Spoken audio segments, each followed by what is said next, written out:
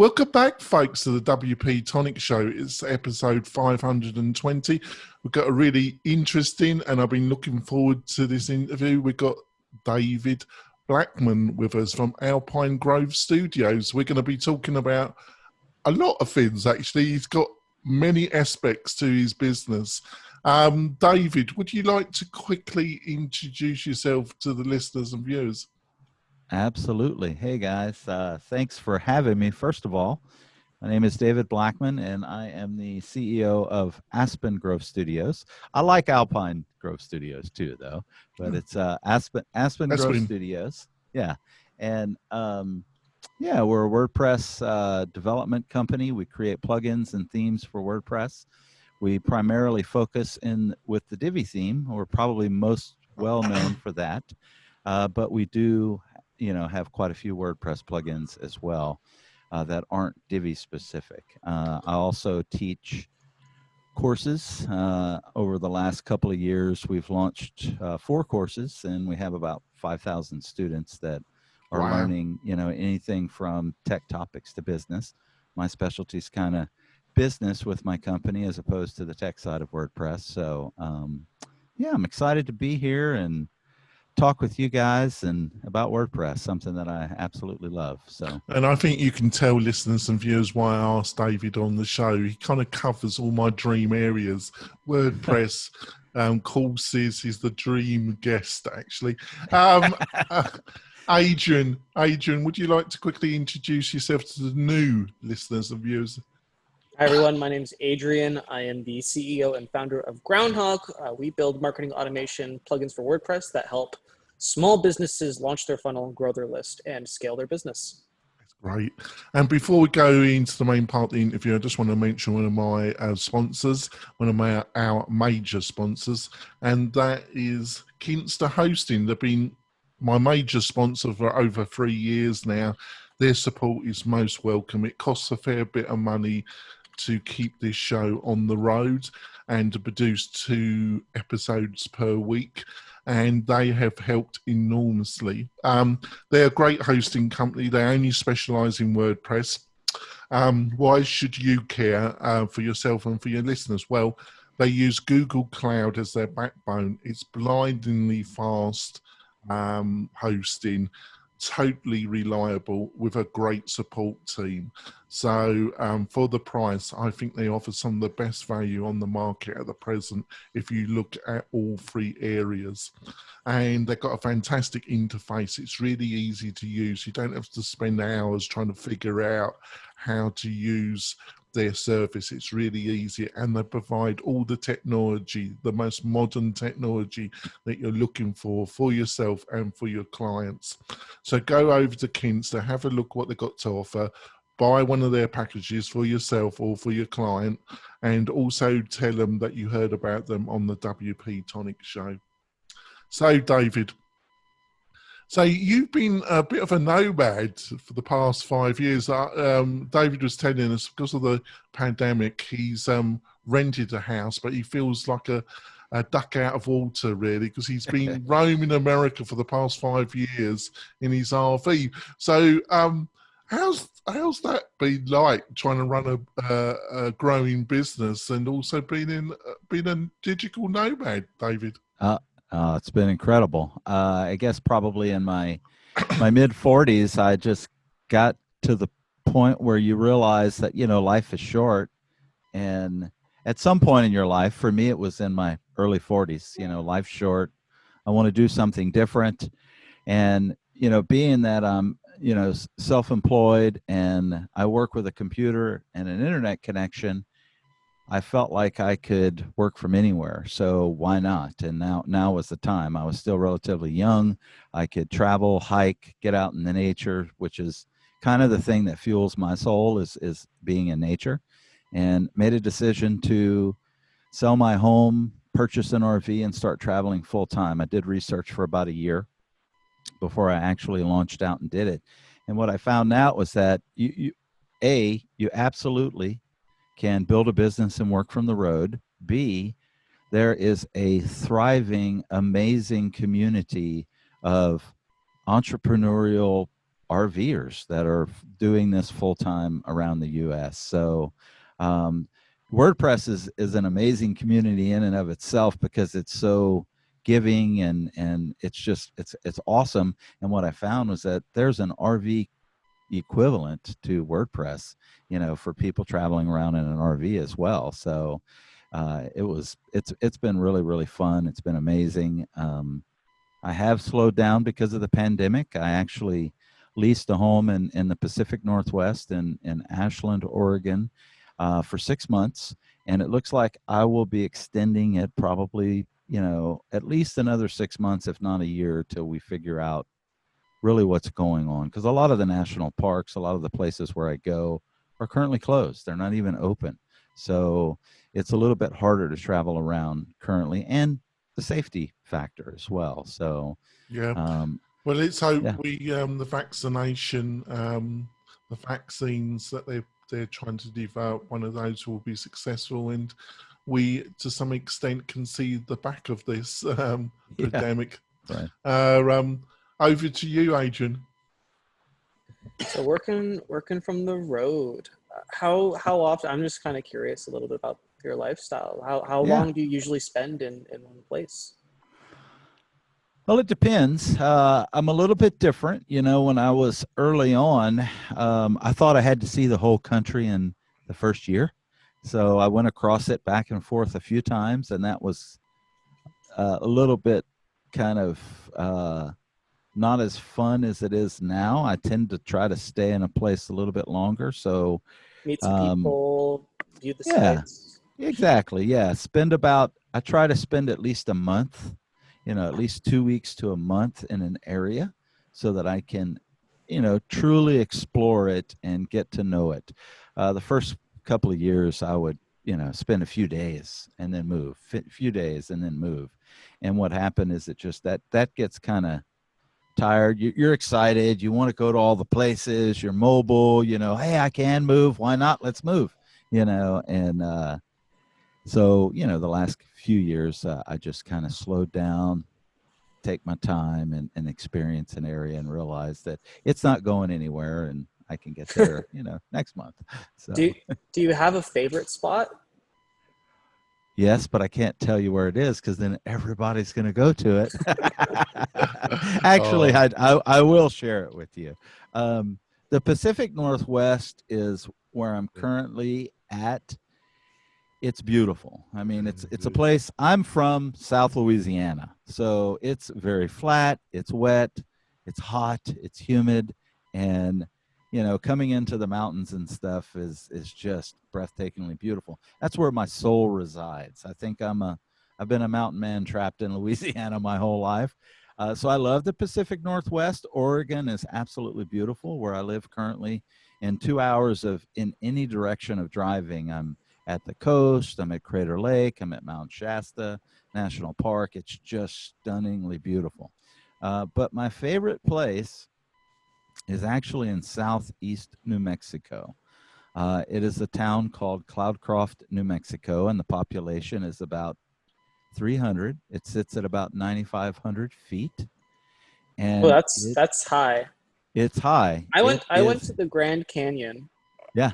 This year, which is at 7,000 feet above sea level, and I went in February, and the only time I've ever seen the only time I've ever seen the Grand Canyon is in movies, and they're never there in the winter. I went there expecting it to be like blisteringly hot because like in the freaking desert. I was very wrong, and you're wrong. I'm there in like a leather jacket and like sneakers, and there's like 3 inches of snow and ice all over the place, and I'm like, what? And it was in Celsius minus 29 degrees Celsius, which is very, very, very, very cold. I don't know what that translates to in Fahrenheit, but it was cold. So it must be cold there at some points. It's the point I was getting to. If it's 9,500 feet above sea level. Yeah, it's typical. Southeast New Mexico is desert and hot.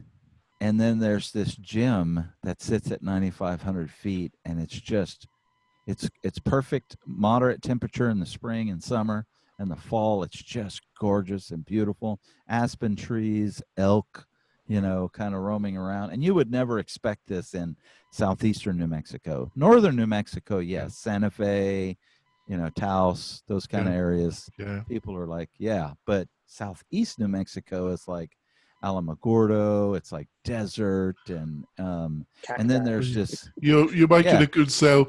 We're gonna move on now because this isn't this week in travel though. So let's go on. Let's go on to because you've got a very diverse a number of services and you're in a number of different areas. Like you say, you specialize in the Divi area, but you've got a couple of plugins that really caught my eye as well.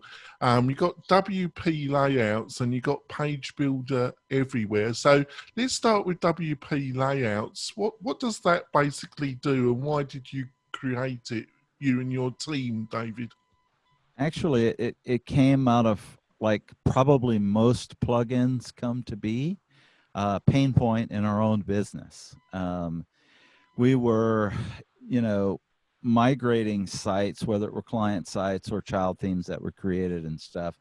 And one of our servers kept crashing. And it was because of the import export process. You know, it was getting hung up and it just kept crashing our server for whatever reason. And, you know, our thinking is there's just got to be a better way to do this. You know, I mean, WordPress is way of importing and exporting XML files and all the things that it does to move something just seemed kind of clunky. And we sat down with the development team and we thought, why don't we just come up with something a little bit different? What if we made it cloud-based, you know, and to where we didn't have to, you know, move it, you know, import files, export files, you know, piece everything together. What if we just had it in a cloud and we could basically transfer it with the click of a button? And that in essence is what it is and what it's came to be. Well, since we were heavily invested in the Divi theme, obviously we made it, you know, work with that page builder, but we decided to make it work with all the page builders, Beaver Builder, Elementor, Gutenberg. Gutenberg was just coming out. It was the new thing. And we felt like we wanted it to not just be specific to Divi. We wanted to make it a WordPress product as a whole. And the ability to import and export layouts, pages, even entire websites, you know, so it could technically be a migration tool for a website. And, you know, if you're building websites for clients, which a lot of our audience is building websites for clients, you reuse. There's only so many ways you can design a contact page, you know. So instead of going and looking on your computer and finding the style that you want and importing that into WordPress, we decided, what if you could have everything in one place, you know, all of your designs, your assets and everything just kind of cloud hosted, and you could pick and choose what you wanted, and it would show up in a thumbnail gallery, a library, you know, depending on how you wanted to sort it and stuff, and you could grab it with the click of a button and it would be there. So that was kind of our concept, and that's kind of what it morphed into. So it also imports any kind of plugins that the theme or the website needs as well, does it? Yeah, absolutely. Yeah, I'm not sure that we've released that version yet, right. but we do have it. It's definitely in beta and it's already working, where it will take an entire child theme basically and export and import with the click of a button, and we'll do all the plugins as well. Right. Yes. Now, what about Page Builder? Before we go for our break, what about Page Builder Everywhere? What does that do?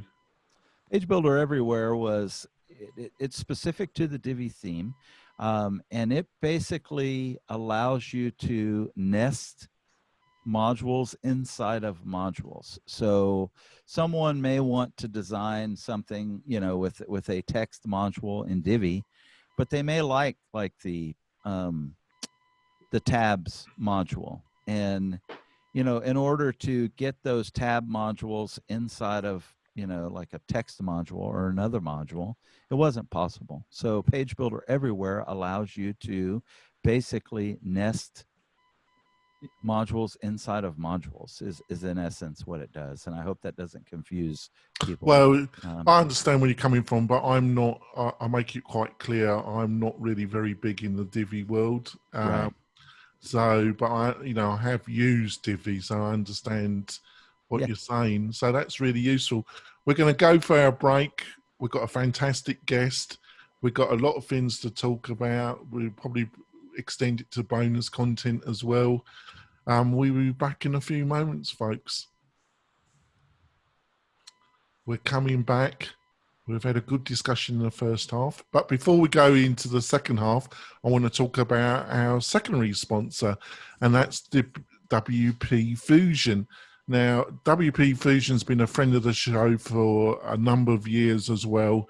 It's got a great founder and a great team behind it. And the main thing is it's the right product, the right plugin at the right moment.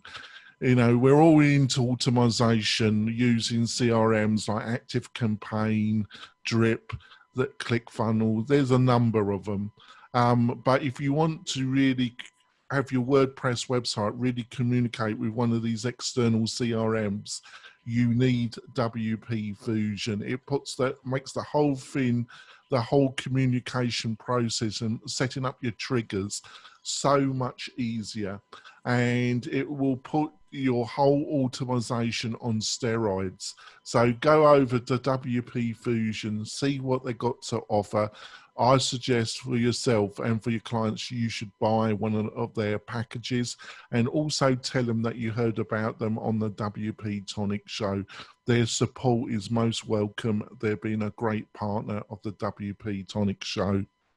So on to the discussion. So, David, in our pre-show chat, you said that you're not a developer yourself.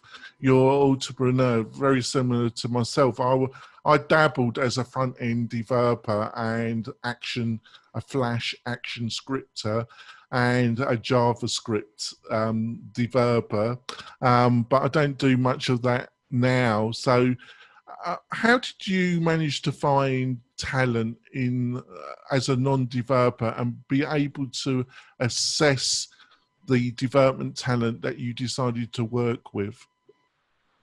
Yeah, that's a really good question. And before I answer that question, I have to give you a little bit of a backstory. Yeah. Because I wasn't a developer and I found WordPress and I started building websites for clients in my local area in Southern Louisiana, because I didn't have the knowledge, I was seeking out a place where I could, learn more in an interactive way with a community, as opposed to watching YouTube videos or going on lynda.com or following a course or something.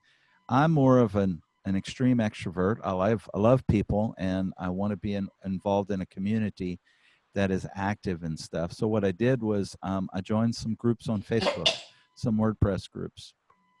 And if you're in WordPress and you're not involved in some of the Facebook groups on WordPress, they're amazing. Their community is fantastic.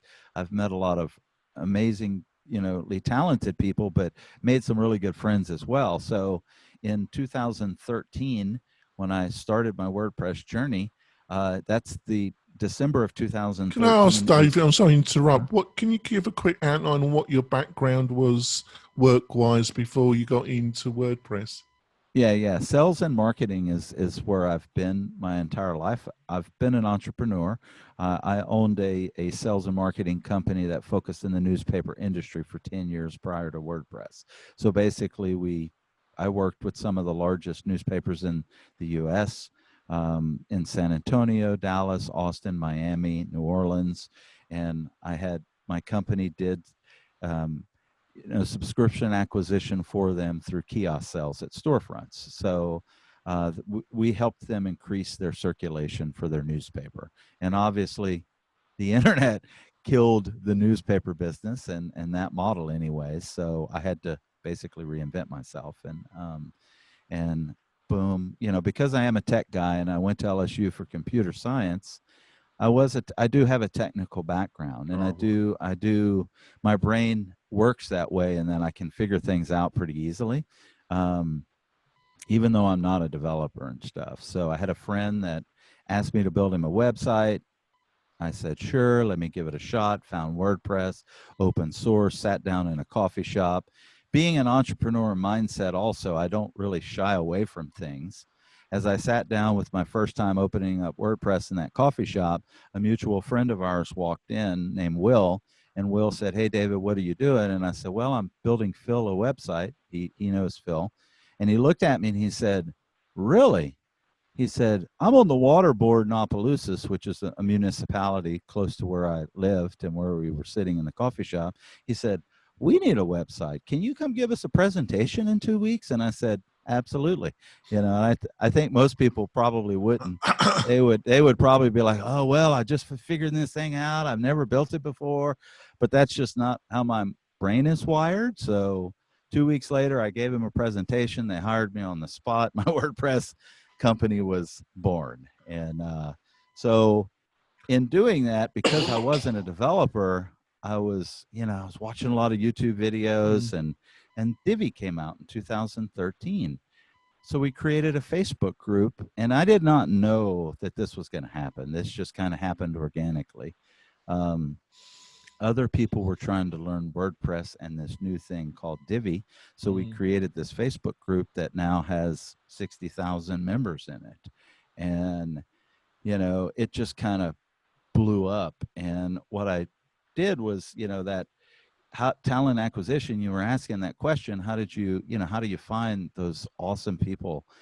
For me, it's been the primary source has been Facebook, because I feel like I can see kind of how people interact with other people. I can see their skill set, because when you're involved in WordPress groups, a lot of technical questions come up.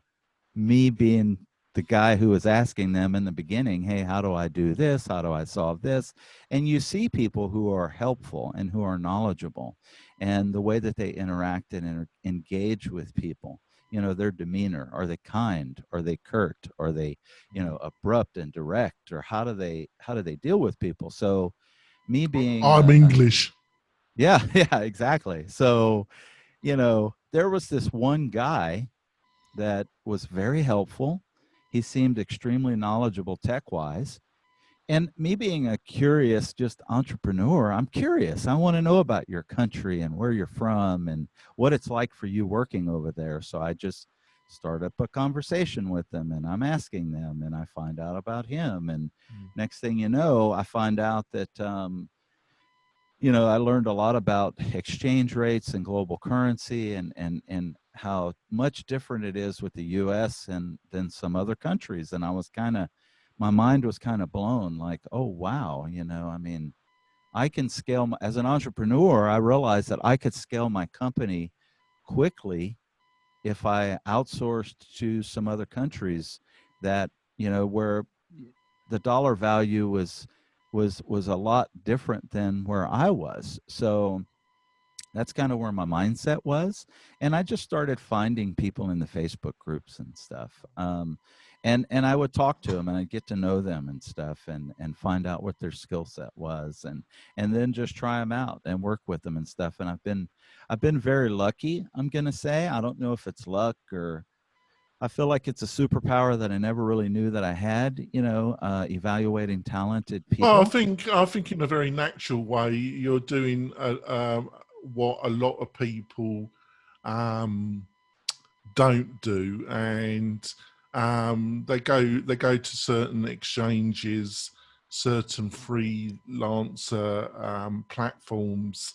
There's about 2 that come to mind, and they just hire somebody based on their track record, where obviously you're interested in their technical ability, but you're also interested in the person themselves.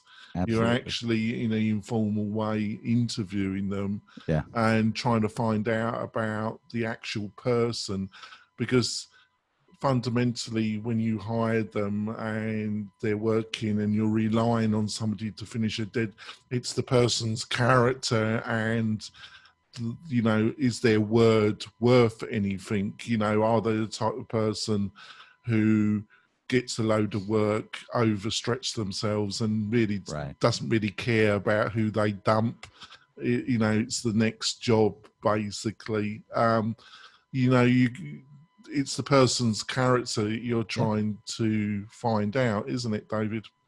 You summed it up perfectly. That's exactly what it is. Because some people's word mean, like that. You know, they don't think it, but their word means nothing, does it?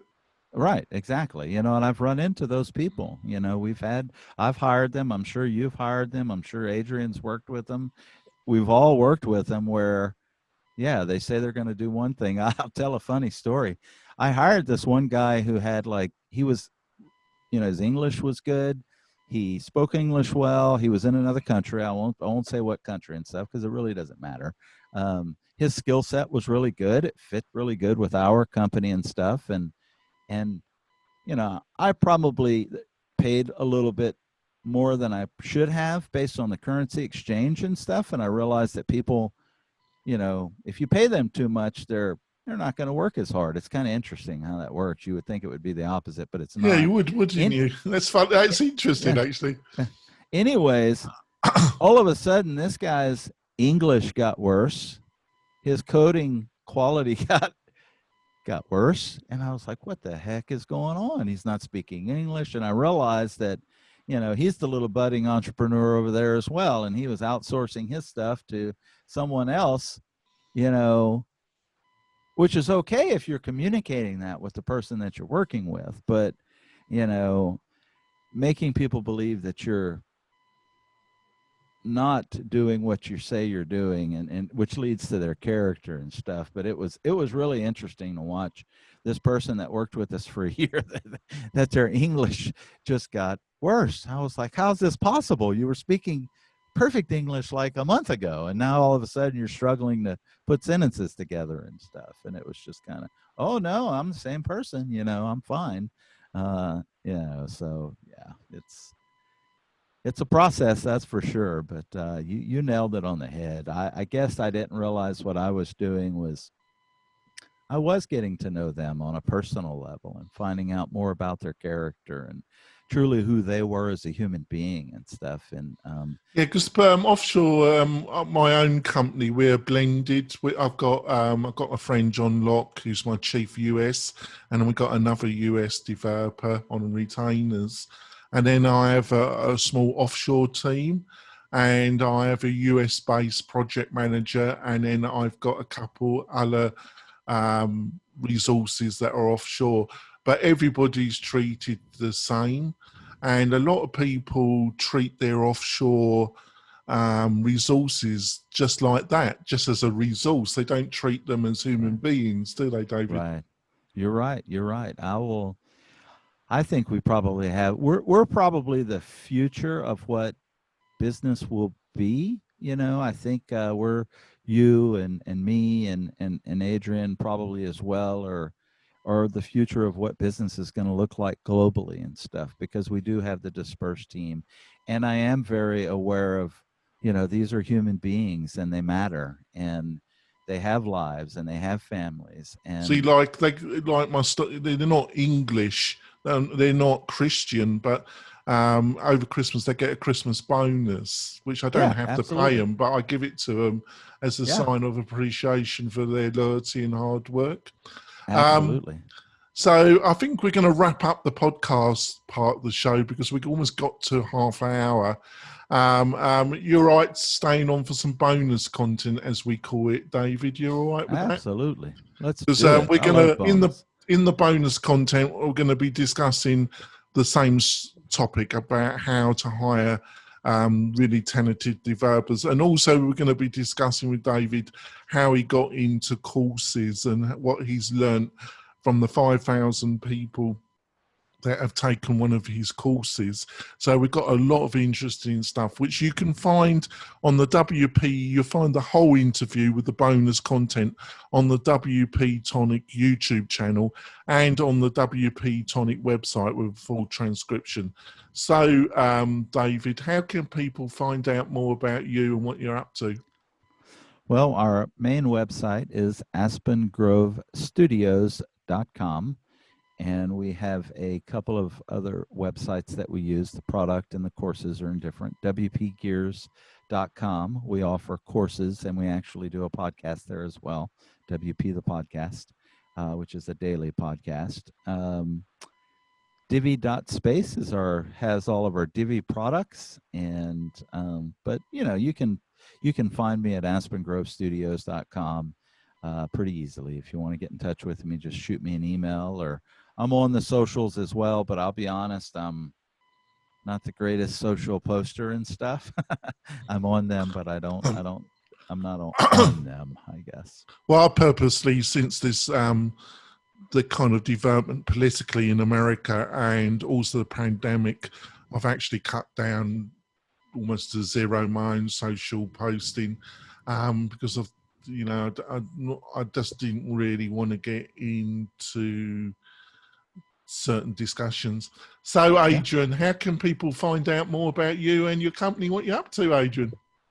Yeah, if you're interested and you might need help with marketing automation, or if you need help with building your list or launching your first sales funnel to get those first few new leads in, you can head on over to groundhog.io.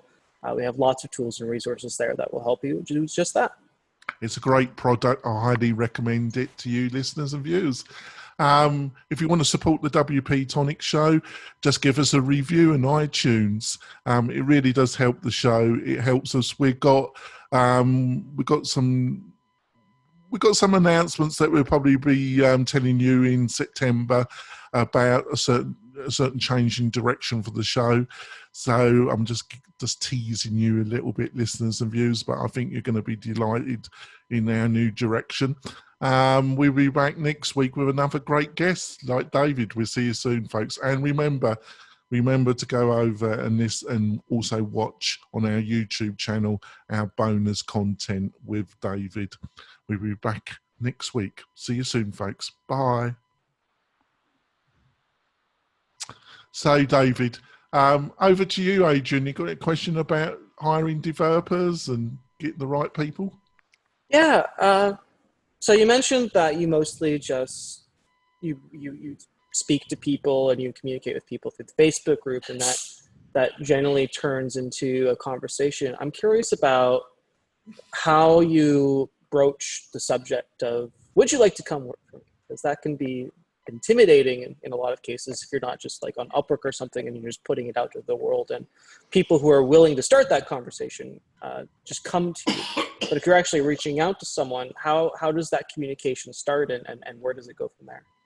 Well, I think first thing that's most important in that aspect that we're talking about with Facebook groups specifically is you need to be active and you need to be involved. If you're active and you're involved, it's going to be easier for you to tell, the people that you're considering reaching out to, because they're active, they're involved. You're seeing them on a daily basis and stuff. So you're somewhat familiar with them and it's not as scary. If you randomly are never in these groups and you go in and you say, oh, I'm looking for a Facebook backend, I'm looking for a backend developer to help develop plugins, you're going to get a ton of people messaging you, and you have no clue who they are, what their skill set is. And yes, you can interview them, just like any other, place. Let me see your work, evaluate them. But if you're active and you're involved in the Facebook groups, for example, you're going to know who's helpful, whose skill set is there, because they're answering questions and they're answering it correctly, because the people who they're solving the problems for are like, thanks so much, Joe. And, man, this really helped me. It got me out of a bind. And you can just see the way that they communicate with people, the way that they problem solve, whether or not they're knowledgeable and stuff. you can just tell. So when you go in to interview these people, when you engage with them, you know, I just start a casual conversation with them. You know, I want to know more about who you are, you know, what your services are, what's your background, your skill set. You know, I've kind of developed it over the years to where it's a lot more probably formal now. You know, to where I have specific things that I look for and stuff, you know, questions that I ask, you know, tests that I will give them, you know, to find out truly where their skill set lies, because I have people that work with us that, or for us, that do have those skill sets. They are capable of evaluating, you know, talent and stuff, especially if it's on the development side, front end, back end, that kind of stuff. So I don't know if I answered it. I hope that helps, Adrian. Yeah, that helps. That clarifies it just a little bit. Could you help me find talent? Actually, you know what? I have a course coming out, an outsourcing course. Do you But yeah, really?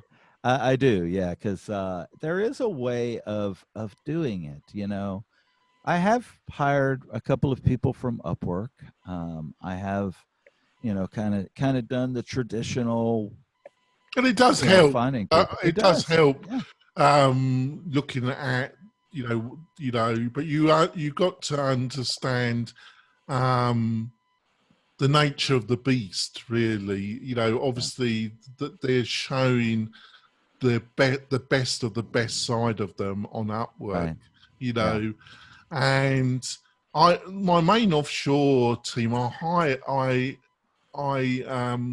inherited from another agency who had decided to get out of WordPress, and they had a small team based offshore, and they were just going to say goodbye to them, and I was using them for some. We had suddenly got busy and I needed more developers, and I'd hired them through this agency because I knew the principal of the agency, and she said she had spare capacity, and I was using some of her team. And then she said, would you want to hire them, put them on retainers and hire them directly because I'm getting out? And she gave them they'd been working for her for over 5 years, and she just gave them like a week's notice. Oh, wow. And they were quite grateful that I took them over. And it's a kind of family unit, so they've been with me for almost 4 years now. Right. And they do work for other people, and they've got their own agency where they're based. But there is cultural differences. I suffer from a little bit of dyslexia, David, so it suits me keeping my sentences really short. And I like putting it in bullet points. It helps me because I have a tendency, because of my dyslexia, when I'm writing longer sentences, I tend to go over all sorts of directions. So it's useful to keep my main points in bullet points, and then give them as many screenshots and videos and other visual aids. There's a way, depending on the fluency of the development team that you're working with, but also there's cultural differences, isn't it, David? Isn't there? Oh, absolutely. You better believe it. Yeah. Yeah, and you have to take those into account. And I think if you're going to be successful at the end of the day, yes, I am a US based company, and should they conform to the way we do business here in the US, you know, well, yes and no. I mean, you have to take into account that there are cultural differences. They do things. There are things that are important to them personally and stuff. Holidays that they have that may not be holidays that you have in the US and stuff. And, you know, it's important that you honor them, you know, and you treat them, you know, I like the way that the word that you use, family, because we're like a family. Like, we have people that work for us in Poland, South Africa, South America, in Bolivia, in Argentina, in Canada, in the US, in the UK, you know, in Europe and Ireland. I mean, they're all over the world. And if you can imagine, there's some pretty different cultures going on there and things that are important to them and stuff. And I don't make them adhere to, you know, our culture and my culture and stuff. I ask them, they do respect it and stuff, but I don't demand that they, you know, work for me through their own holidays or whatever's important to them and stuff. No, as long I as they take tell that you, into that's account. fair. Yeah. Now, on to the course side of things. So, what made you get into courses, and what are some? First of all, what got you into courses, and secondly, what was the first main mistake on reflecting back that you made that you had to learn about courses?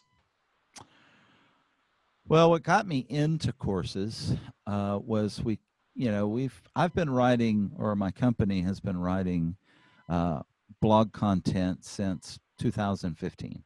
And as I would learn something, I would share it, you know, and I just found a fulfillment personally there with helping people and sharing knowledge, because I didn't know anything when I came into WordPress and stuff. So people were freely giving me their time and their advice and helping me. So as I would learn things, I knew other people were that would probably benefit from this knowledge as well. So I just started sharing it and stuff.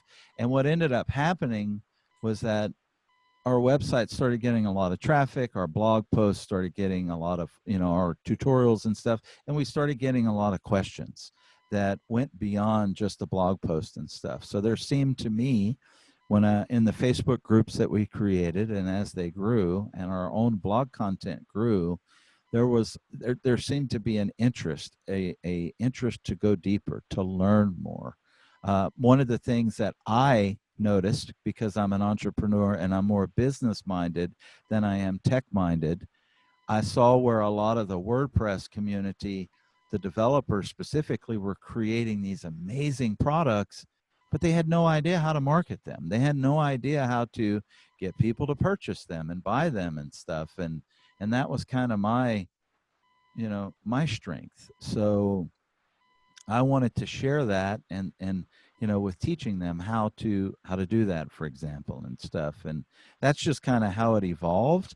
And I decided to put But a how course did you together make and stuff. the decision? I suppose because you are not directly involved in the development. Most agency owners, that they've got a lot of balls in the air, haven't they, David? Right. Yeah, got, absolutely. And the main thing they haven't got a lot of is time. Right. So how did you think it was crucial to your company's success that you developed this educational and that morphed into courses? I sense that you felt it was crucial in the promotion of your business. I did not. I won't use the word crucial for our business. But I did see the value of the scalability of that versus the scalability of client services and or productizing with selling plugins themes. So like client services was here, and then I realized, oh wow, we can scale and grow our business much faster, much greater. Won't even be able to come close on the client services side with the product side. And I saw the same thing with courses. I saw the same scale, the ability to scale, grow, and increase revenue tenfold as opposed to even productizing. So for me, it was a value, it was a business decision. It wasn't really like, oh, this is crucial for our company. It was more like, okay, this is the evolution. This is kind of where people are wanting. This is where the audience is like yearning for. They want to know how to build a WordPress business, how to, not only learn how to develop WordPress websites, but they want to know how to grow a business. They want to know how do I find clients? How do I get sales funnels? How do I create all of these things that are the most important? So I just saw the ability of what could be done from a monetary standpoint, the ability to scale, the course side and the learning side could be much, much greater, because especially now with the pandemic and people needing to reinvent themselves and find more ways to make money and stuff, they're really looking for, I need a new path, and digital is one of those ways. So that's kind of where it was. The biggest pain point for me or for us was learning, what the best fit for us and the students were. So like we initially launched with classes. Class 1 is we're gonna start this course, and it's gonna launch on this date, let's just say August 1st, and then it's going to close. Enrollment's going to close on September 1st, for example. So you better get in. Well, from a business standpoint, you would much rather have a flow of steady income coming in daily and stuff. So figuring out that automation, groundhog.io, I got it open up on my screen right here. Adrian, I'm going to go learn a lot more about your You want to? It's a great product. Yeah. I've been trying to plug Adrian's product consistently for him, but Try. Adrian. It was the main empty area that I've been looking for somebody that I was hoping that somebody was going to develop something in the area, but I also knew it was a tremendous. There's a lot of things to do when you're trying to build a native CRM in WordPress. It's not, and I've got to give Adrian his full credos, is that he's aimed for something big and he's managed to pull it off, David, but it's not easy. So over to you. That's enough praise for you, Adrian. Over to you, over to you, Adrian. Got a question for David? I was kind of actually, I wasn't really thinking when I was just entranced in his story. If I were to just ask, just based on the experience that you've shared so far, I guess I would be curious about if you have any suggestions for, well, getting your plugin. I mean, I'm a plugin developer, and I'm a marketer by trade, and I try to get my plugin noticed and plugin visible. I suppose if you have any recommendations, being someone who sells plugins yourself, where would you focus your efforts on once you have your audience and you're kind of looking to throw or pour gasoline on the fire, as it were? Well, if you have your audience, that's the best part. Most people don't have the audience. Most people struggle with, they have this great product, but they have no audience.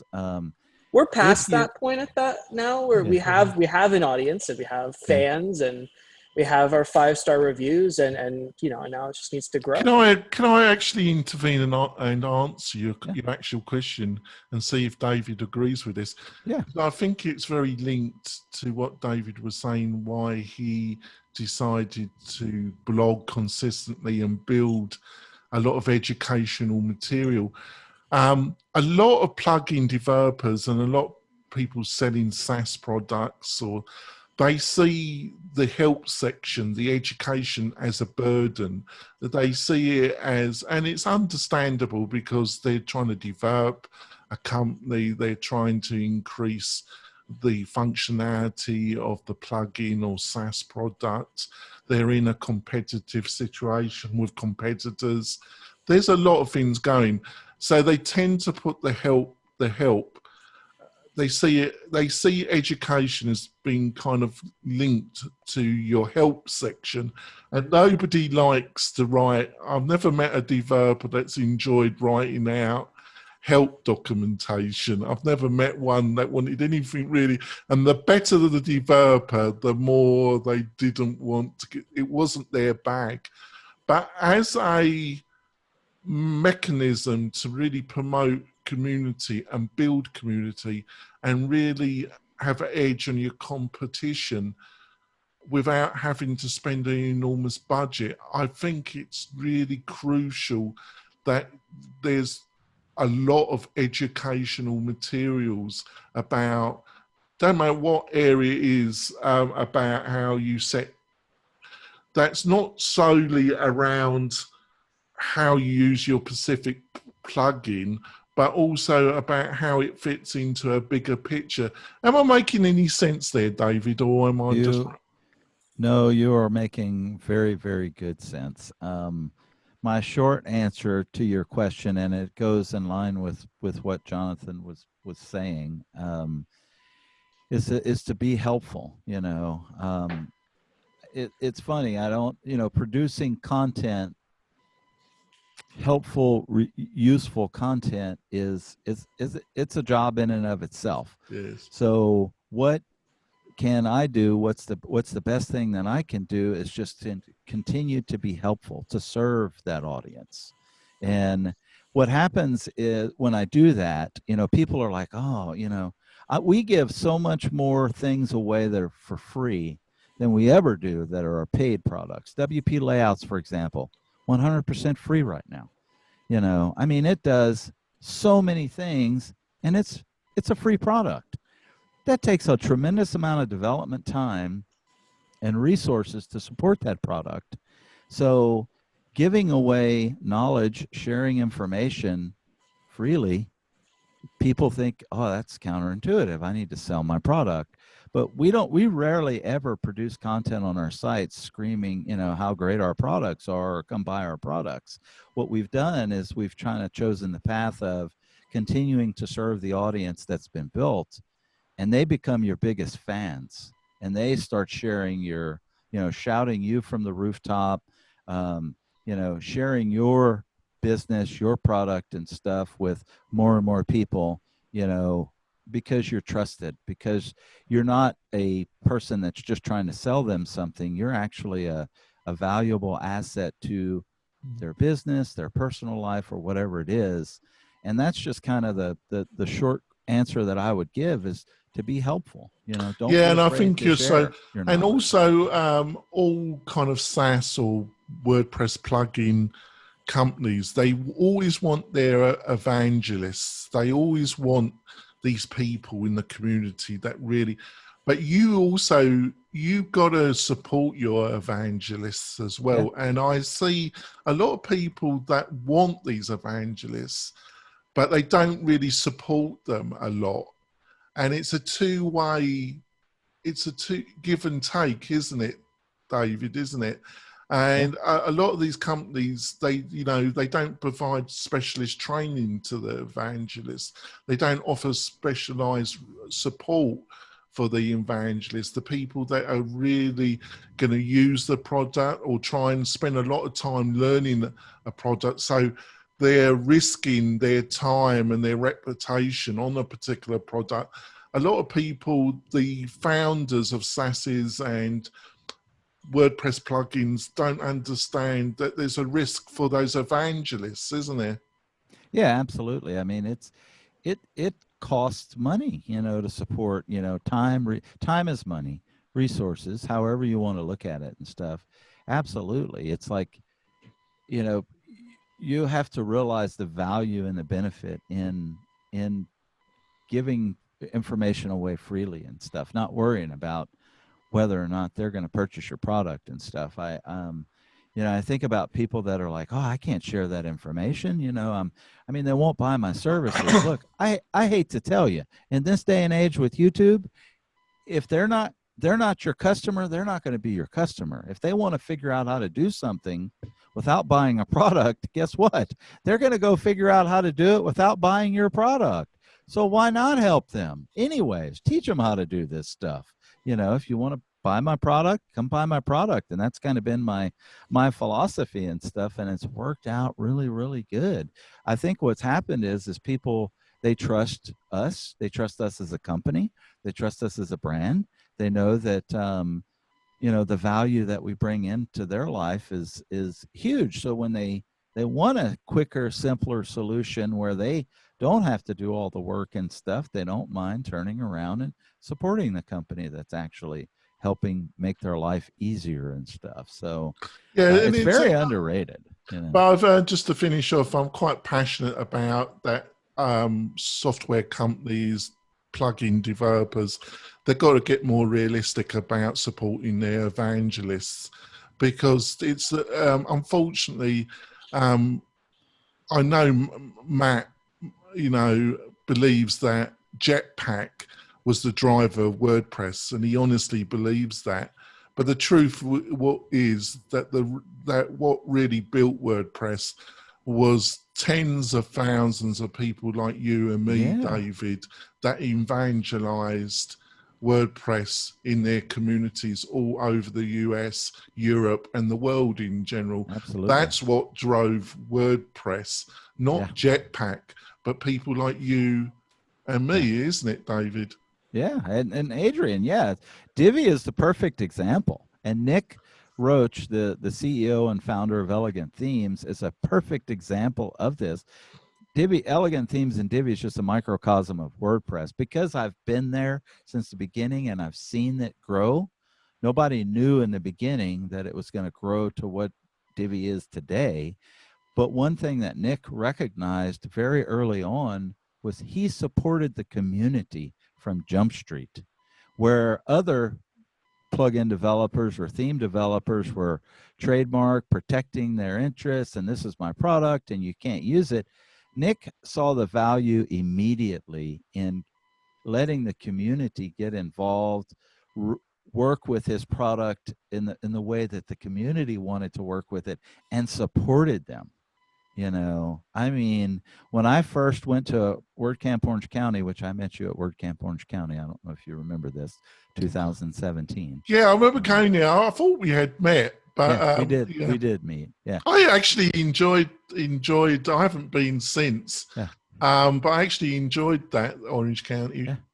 Yeah, I was the guy running around in the mask and the cape and stuff. They had that theme that year. Yeah, they did. I did have a cape, but that's been the story. That's been the story of my life, David. Right. Yeah. So I think watching that, supporting your fans or your evangelists, or is huge. It's important. It's great. Why not help them be successful? Because if you help them be successful, they're going to in turn help you be successful. Just to wrap up, and you brought it up, just the last question. So how how useful do you, reflecting back, has it been also a major factor that you developed your reputation? I'm struggling here. If you allow me to refocus the question, basically, you found a sub community in WordPress, i.e. Divi.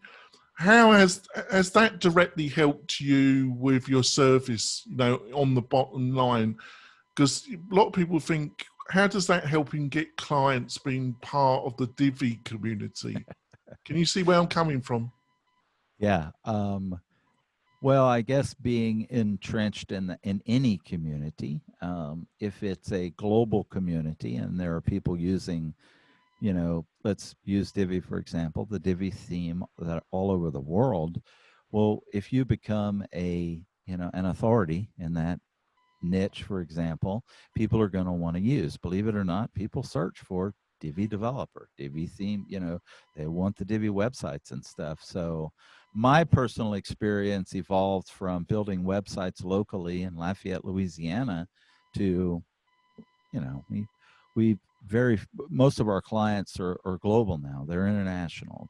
They know us because of that, getting involved in that niche sub community, that kind of is really large now. So it's a huge benefit. I mean, it's a great benefit. I think I'd love to tell you that I'm a genius and that I knew Divi was going to explode and that it was going to be so big.